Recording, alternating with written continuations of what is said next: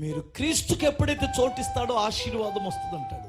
మీకు ఒక విషయం చెప్పనా, యోసేపు తన ఇంట్లో అడుగు పెడితే పోతీఫరు ఏమన్నాడంటే, నువ్వు అడుగుపెట్టిన ప్రతి స్థలాన్ని నీ దేవుడైన యెహోవా ఆశీర్వదించడం నేను చూశాను, ఇదిగో నా ఇంటి తాళపు చేతులు నీకే ఇస్తున్నాను, నా ఇంటికి గృహ నిర్వాహకత్వాన్ని నువ్వే వహించు, నా ఇంటికి యజమానుడిగా ఉండని తాళం చేతులు ఇచ్చేశాడండి.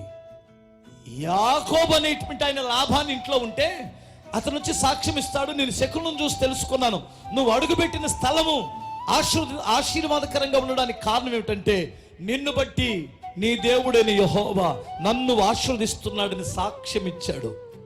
యాకోబు యోసేపు గొప్పవాడా, యేసయ్య గొప్పవాడా? ఎంతమంది ఇళ్లలో చోటు ఉంది? జక్కయ్య ఇంట్లో ఉన్నట్టు ఉందా? చోటుందా? అన్నయ్య నా ఇంట్లో యేసుకు చోటు ఉంది అన్నటువంటి వారు చేతులు ఎత్తండి. మీ ఇల్లు ఖచ్చితంగా నీ తరతరాలకి ఆశీర్వాదకరంగా ఉండునుగాక. నువ్వెప్పుడైతే యేసును చేర్చుకుంటావో నీ పిల్లలని నీ కన్నులు ఎదుటి దేవుడు గొప్ప చేస్తాడు, ఖచ్చితంగా గొప్ప చేస్తాడు.